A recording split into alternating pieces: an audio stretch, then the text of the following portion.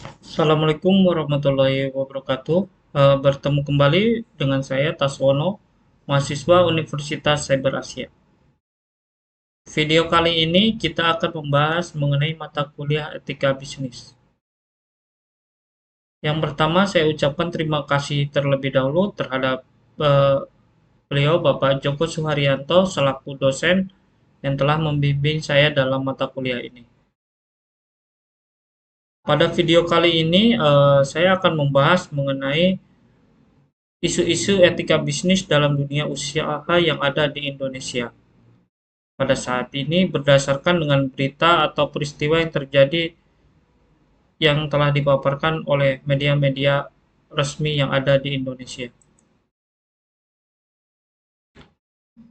Pada studi kasus kali ini saya mengambil judul yaitu analisis etika bisnis dalam kasus kartel Yamaha Indonesia berupa studi kasus pelanggaran Undang-Undang Larangan Praktek Monopoli. Judul ini menyangkut mengenai isu praktek monopoli dan persaingan yang tidak sehat.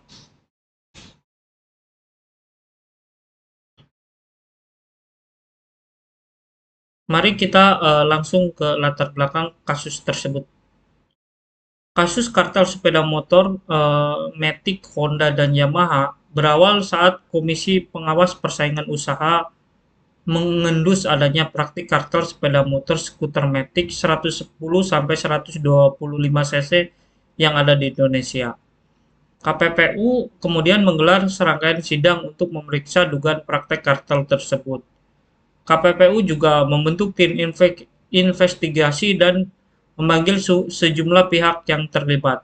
Akhirnya pada tanggal 20 Februari 2017, KPPU memutuskan bahwa benar terjadi praktek kartel antara Honda dan Yamaha. Sebagai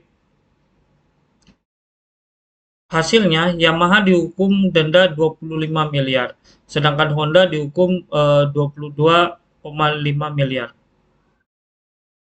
Sesuai dengan pasal 47 ayat 2 huruf G Undang-Undang Nomor 5 Tahun 1999, pelaku kartel dapat dikenai sanksi tindakan administratif berupa pengenaan denda minimal 1 miliar dan maksimal 25 miliar. Majelis komisi memberikan penambahan denda kepada terlapor satu sebesar 50% dari besaran proporsi denda karena terlapor satu dalam proses persidangan ini telah memberikan data yang dimanipulasi. KPPU dalam hasil putusannya juga meyakini bahwa Honda dan Yamaha melakukan kartel harga dengan 3 bukti, yaitu pertemuan petinggi Yamaha Honda di lapangan golf, serta 2 email dari petinggi Honda Yamaha di Indonesia pada tanggal 28 April 2014 dan 10 April 2015. Walaupun tidak ada bukti tertulis di antara Honda dan Yamaha terkait kesepakatan harga, KPPU menilai bahwa hal ini bukan syarat mutlak adanya kartel. Artikel ini telah ditayangkan pada kompas.com dengan judul berupa terbukti kartel Honda dan Yamaha akhirnya bayar denda. Kita dapat mengklik berita tersebut melalui tautan yang telah tertera.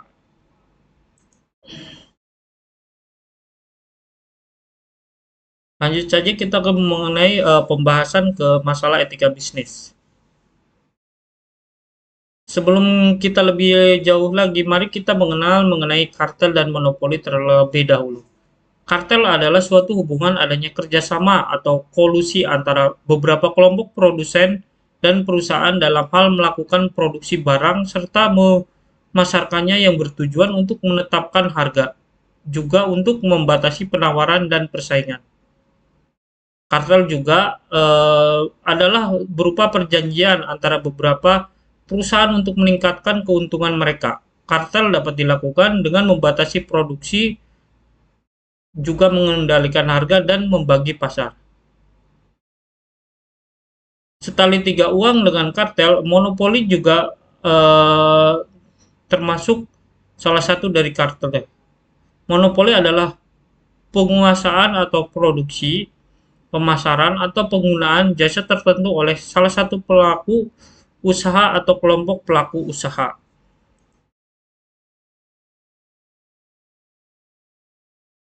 Mari kita mengenal mengenai ciri-ciri kartel. Yang pertama, ciri-ciri kartel yaitu terdapat kesepakatan antara beberapa perusahaan untuk menetapkan harga. Kemudian ciri yang kedua yaitu terdapat kesepakatan untuk membatasi produksi. Sekarang kita mari mengenal mengenai ciri-ciri kartel, dampak kartel, dan juga undang-undang yang mengatur mengenai kartel. Mari kita bahas mengenai ciri-ciri kartel. Kartel memiliki ciri-ciri sebagai berikut, yaitu terdapat kesepakatan antara beberapa perusahaan untuk menetapkan harga. Kemudian juga terdapat kesepakatan untuk membatasi produksi. Ciri yang ketiga dari kartel adalah terdapatnya kesepakatan juga untuk membagi pasar. Kemudian terdapat juga kesepakatan untuk menentukan persyaratan tertentu seperti standar kualitas, pengiriman maupun kemasan. Kartel juga memiliki ciri-ciri berupa terdapat kesepakatan untuk membagi wilayah penjualan. Mari kita mengenal mengenai dampak kartel. Kartel dapat menimbulkan praktek monopoli atau persaingan usaha yang tidak sehat. Kartel juga dapat merugikan masyarakat secara luas karena ketegaran harga dapat mengurangi adanya inflasi yang kronis. Kemudian, kartel dapat merusak ekosistem bisnis di negara yang bersangkutan. Kartel dilarang hampir di seluruh negara, termasuk di Indonesia. Larangan kartel diatur di dalam pasal 11 Undang-Undang Nomor 5 Tahun 1999 yang berbunyi bahwa pelaku usaha dilarang membuat perjanjian dengan persaingan untuk mengatur produksi dan pemasaran barang dan jasa. Kemudian perjanjian tersebut dapat mengakibatkan praktek monopoli dan persaingan usaha tidak sehat.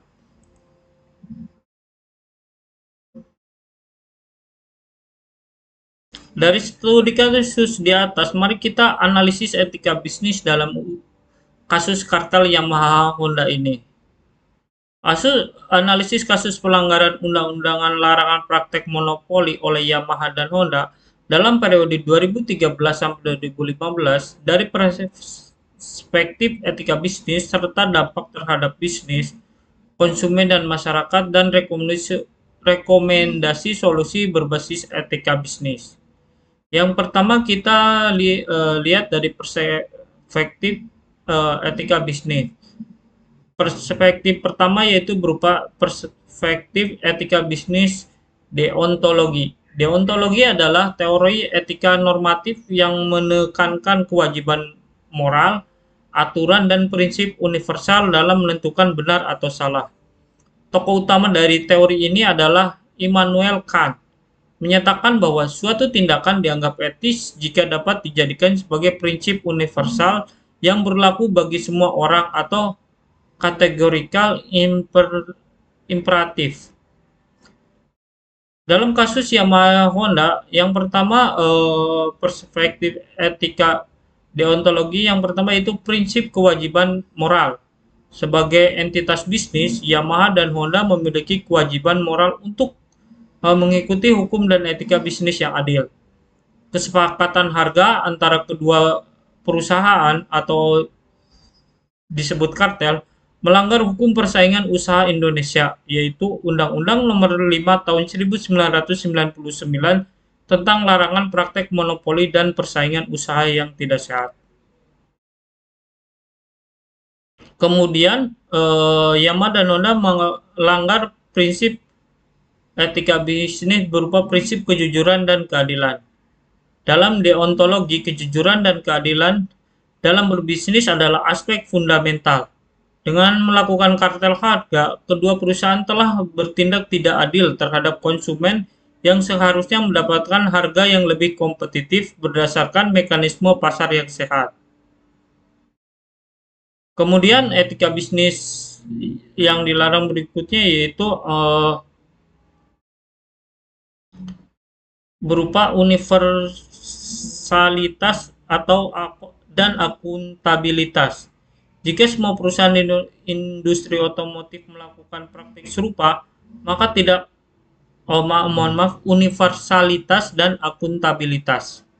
Jika semua perusahaan di industri otomotif melakukan praktik serupa, maka tidak akan ada persaingan sehat dan harga akan selalu dikendalikan oleh segelintir pihak. Hal ini bertentangan dengan prinsip etika deontologi yang menekankan pada aturan yang dapat diterapkan secara universal. Dari perspektif etika deontologi, kita dapat mengambil kesimpulan bahwa praktek kartel harga oleh Yamaha dan Honda tidak dapat dibenarkan karena melanggar kewajiban moral perusahaan untuk beroperasi secara jujur dan adil serta tidak sesuai dengan prinsip universalitas dalam deontologi.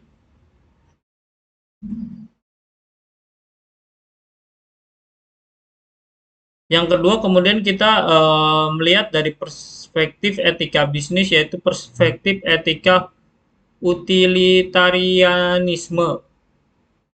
Utilitarianisme yang dikembangkan oleh Jeremy Bentham dan John Stuart Mill adalah teori etika konsekuensialis yang menyatakan bahwa suatu tindakan dianggap etis jika menghasilkan manfaat terbesar bagi jumlah orang terbanyak atau greatest happiness principle. Dalam konteks kasus Yamaha Honda yaitu yang pertama, dampak terhadap konsumen. Konsumen mengalami kerugian akibat kenaikan harga motor matic yang tidak wajar akibat kesepakatan kartel. Ini mengurangi kepuasan dan kesejahteraan mereka sehingga bertentangan dengan prinsip utilitarianisme. Kemudian dampak yang kedua itu dampak terhadap perusahaan. Dalam jangka pendek, Yamaha dan Honda mungkin memperoleh keuntungan lebih besar dari harga yang lebih tinggi. Namun dalam jangka panjang, citra perusahaan akan memburuk, yang menyebabkan hilangnya kepercayaan pelanggan dan potensi kehilangan pasar akibat sanksi hukum. Kemudian dalam perspektif etika utilitarianisme, terdapat dampak juga terhadap masyarakat dan ekonomi. Kartel menciptakan inefisiensi pasar, menghambat persaingan yang sehat, dan dapat berdampak buruk terhadap sektor ekonomi lainnya. Jika dibiarkan, ini bisa mengurangi daya saing industri otomotif nasional. Kita dapat mengambil kesimpulan dari kasus tersebut melalui perspektif etika utilitarianisme, yaitu tindakan kartel Yamaha dan Honda lebih banyak memberikan dampak negatif terhadap konsumen dan masyarakat dibandingkan dengan manfaat bagi perusahaan. Oleh karena itu, tindakan ini tidak dapat dibenarkan secara utilitarian.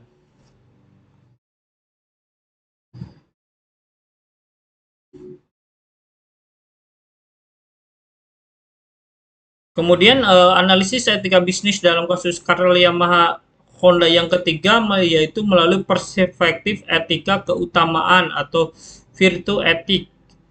Etika keutamaan atau virtue etik yang dikembangkan oleh Aristoteles berfokus pada pembentukan karakter dan kebajikan moral yang harus dimiliki individu maupun organisasi dalam bertindak secara etis. Dalam kasus ini, yang pertama yaitu perspektif etika keutamaan. Yang pertama adalah kejujuran dan integritas. Kartel mencerminkan perilaku yang tidak jujur karena harga yang diletakkan bukan hasil kompetisi pasar yang adil, melainkan kesepakatan tersembunyi yang merugikan konsumen.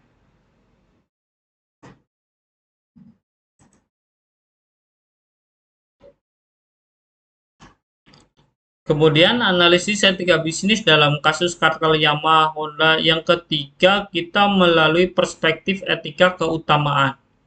Etika keutamaan yang dikembangkan oleh Aristoteles berfokus pada pembentukan karakter dan kebajikan moral yang harus dimiliki individu maupun organisasi dalam bertindak secara etis. Dalam kasus ini, perspektif prinsip yang pertama yaitu kejujuran dan integritas. Kartel mencerminkan perilaku yang tidak jujur karena harga yang diterapkan bukan hasil kompetisi pasar yang adil, melainkan kesepakatan tersembunyi yang merugikan konsumen. Kemudian prinsip yang kedua yaitu prinsip keadilan dan transparansi. Perusahaan seharusnya mempraktikkan keadilan dalam bisnis, terutama dalam penerapan harga.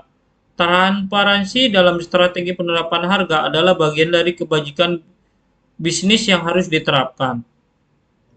Prinsip yang ketiga yaitu tanggung jawab sosial atau CSR. Perusahaan yang memiliki kebajikan dalam etika bisnis tidak hanya mengejar keuntungan, tetapi juga mempertimbangkan kesejahteraan konsumen dan masyarakat luas. Sehingga dari analisis etika bisnis dalam kasus kartel Yamaha Honda melalui perspektif etika keutamaan, kita dapat mengambil kesimpulan bahwa Yamaha dan Honda gagal menunjukkan karakter bisnis yang berlandaskan kebajikan moral karena lebih mengutamakan keuntungan daripada praktek bisnis yang jujur dan adil.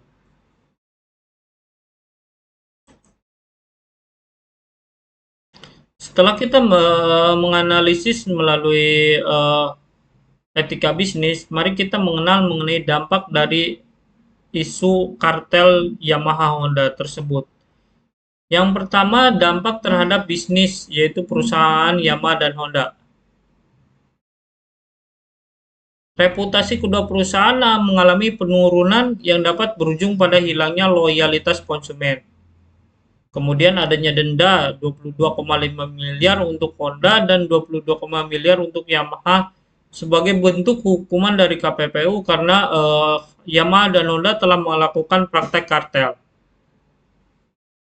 Kemudian potensi regulasi yang lebih ketat di industri otomotif akibat kasus ini dapat membatasi kebebasan dalam berbisnis.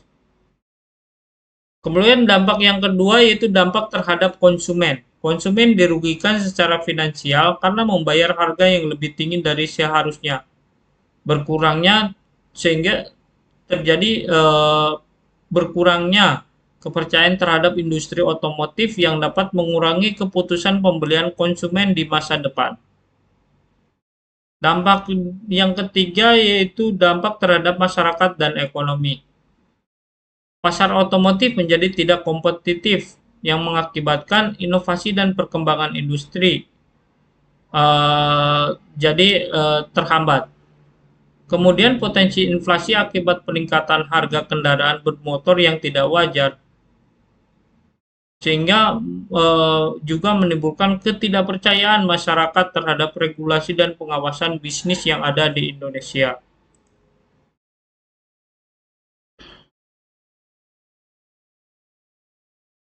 Setelah kita menganalisis mengenai dari perspektif etika bisnis juga dampak-dampak yang dihasilkan dari praktek kartel tersebut, mari kita membahas mengenai rekomendasi serta solusi yang berbasis pada etika bisnis dari permasalahan tadi. Berdasarkan analisis teori etika bisnis, berikut adalah rekomendasi solusi untuk menghindari kejadian serupa di masa depan. Jadi berikut ini adalah rekomendasi solusi untuk menghindari kejadian serupa yang akan terjadi di masa depan. Yang pertama yaitu berupa penerapan etika bisnis dan kepatuhan regulasi.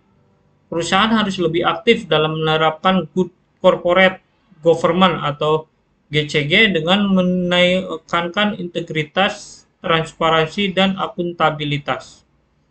Kemudian perusahaan harus meningkatkan kepatuhan terhadap hukum persaingan usaha dengan memperkuat pengawasan internal dan eksternal terhadap kebijakan penerapan harga. Kemudian rekomendasi yang kedua yaitu mendorong persaingan yang sehat. Yamaha dan Honda harus lebih berfokus pada strategi inovasi dan efisiensi biaya produksi untuk mendapatkan keunggulan kompetitif secara sehat, bukan melalui kartel harga. Kemudian mengembangkan program promosi yang adil dan kompetitif untuk memberikan manfaat yang lebih kepada konsumen tanpa harus merugikan pesaing.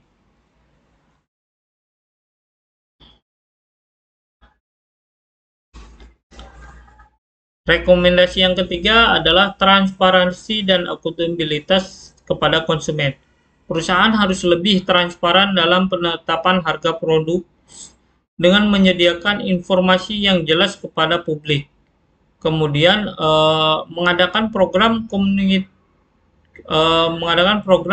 kompensasi atau diskon bagi pelanggan yang terdampak akibat praktek kartel ini sebagai bentuk tanggung jawab perusahaan.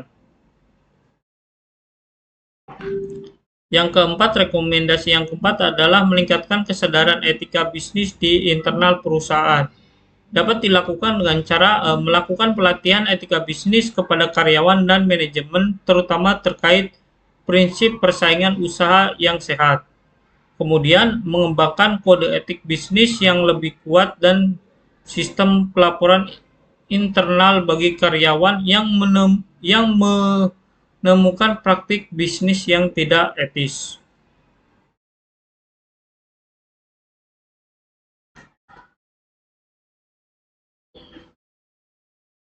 Dari keseluruhan paparan dan juga kasus kartel antara Yamaha dan Honda, eh, dan juga pandangan dari ilmu etika bisnis, kita dapat mengambil kesimpulan bahwa kasus kartel harga Yamaha dan Honda melanggar prinsip-prinsip etika bisnis dari perspektif deontologi, utilitarianisme, maupun dari etika keutamaan.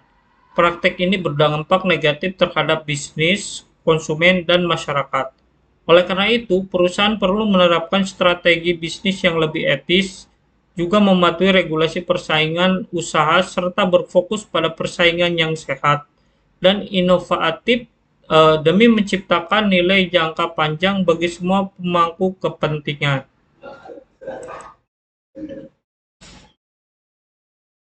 Demikian paparan dari saya mengenai etika bisnis yang berfokus pada kasus kartel penjualan motor metik antara Yamaha dan Honda. Kurang lebihnya saya mohon maaf apabila ada beberapa data yang kurang. Terima kasih, sampai jumpa dan bye bye. Wassalamualaikum warahmatullahi wabarakatuh.